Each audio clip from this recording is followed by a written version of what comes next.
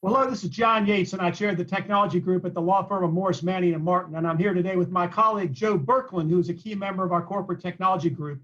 And very pleased to be talking with our friend and client, Prince Niyyar, who is with Commdex, and he is the CEO of that company. So, Prince, it's good to see you. And why don't you start out, give us the elevator pitch, the mission statement for Commdex. Well, thank you, John. Good to meet you. At Commdex, we design and build communication systems that help our customers save lives. And you might ask, what does that mean? I'll give you a few examples. So when you dial 911, after you hang up on the call, the system that handles the emergency in the background and the system that the first responders use in the field to communicate with each other, when seconds can make a difference between life and death, we design and build those communication systems. Another example, let's say you go to Georgia World Convention Center. There are locations on the lower floors where you won't have enough coverage, particularly for public safety, God forbid if there's an emergency there. Well, we put in systems that allow the first responders to be able to respond and go in those areas where there would not be normal cellular coverage. Then again, let's say, God forbid, if there was an emergency here in Atlanta, disaster or anything of that sort, then the different jurisdictions and the federal agencies may need to come in and be able to communicate with each other. So again, we build the communication systems, the interoperable communication systems, and plan them so that they can communicate with each other during those emergencies. So in a nutshell, what we do is if there's people in the field that need to stay connected with each other and communicate with each other, make sure that they can do that in those emergencies, and then again, have them stay connected with the command center, 911 center, whatever you want to call it.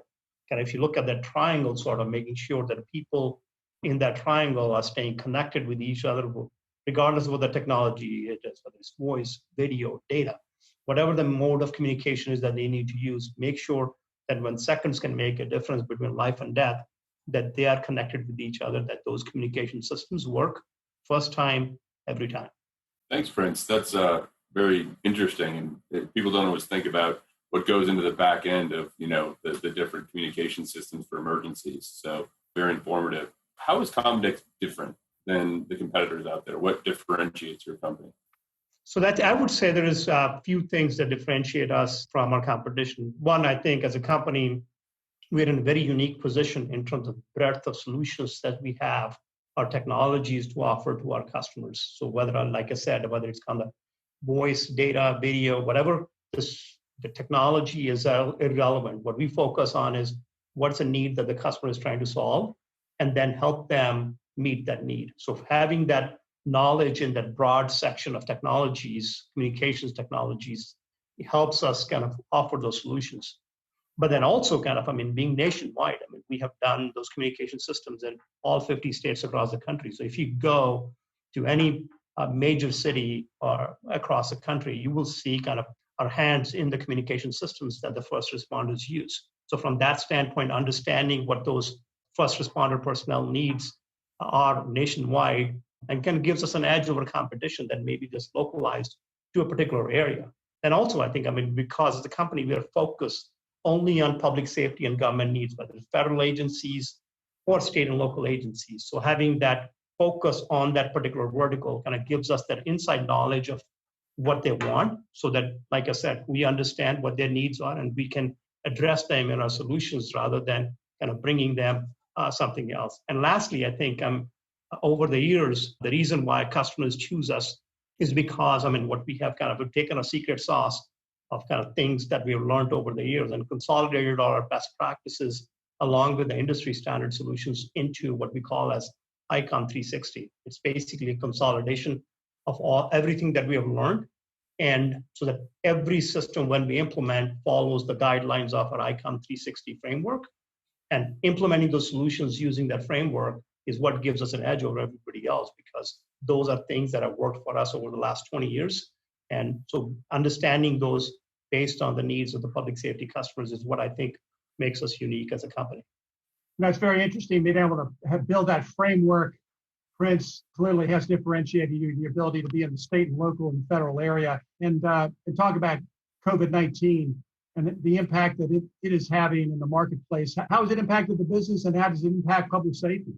Well, I would say kind of probably in April or May, a lot of our customers still recovering from the shock of COVID, what it will take. But I'll tell you, even during those 2 months, business didn't go away. It just to me, COVID was more of a disruption as opposed to a decline. And then once kind of things opened up in June, business came roaring back. In fact, this quarter, we're going to have our best quarter ever in the 20-year history of the company. And that should tell you kind of how much opportunities there are, because what we are seeing is one of the things that is really driving this is that everybody has realized how important bandwidth is and how important the communication systems are, particularly when you talk about the first responders. And as a result, we are seeing opportunities come in from schools, from hospitals that are kind of looking at telemedicine and telework.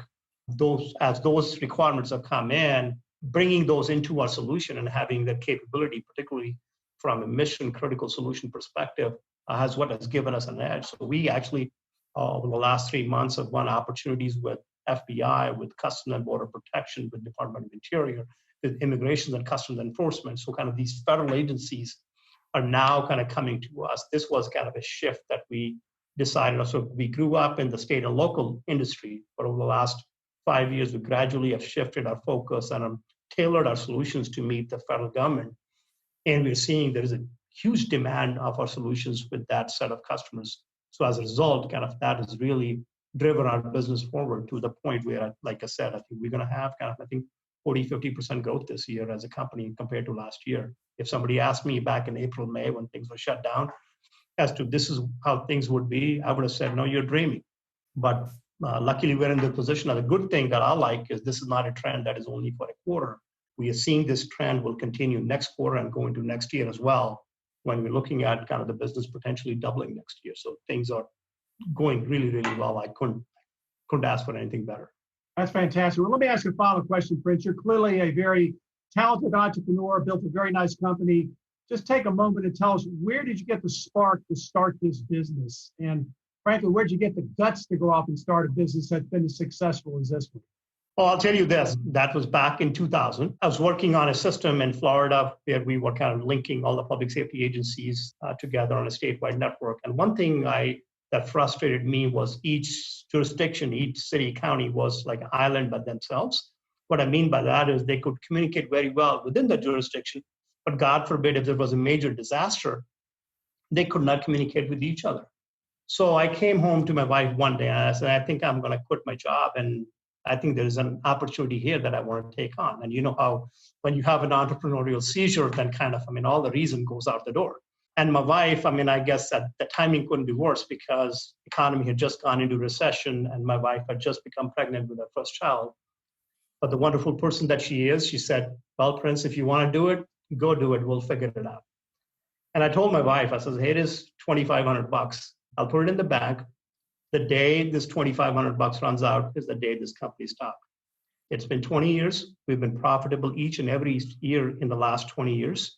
And we have stayed debt-free for the last 20 years.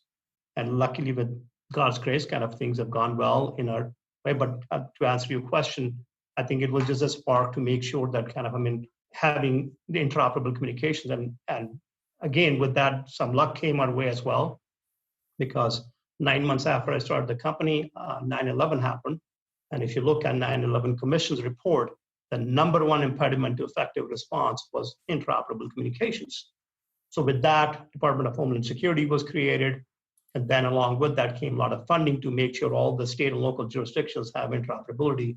And luckily, we were in the right place at the right time when that need arose. So I guess some luck came our way as well.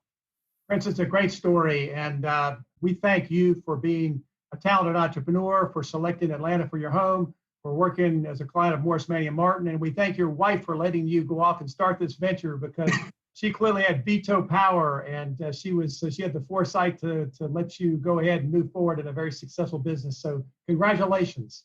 Thank you. Thank you so much. We wish you the very best. It's good to be working with you, and we're excited about the fourth quarter in 2021 for you and Commdex. So many thanks, and we will look forward to talking with you soon and following your continuing success.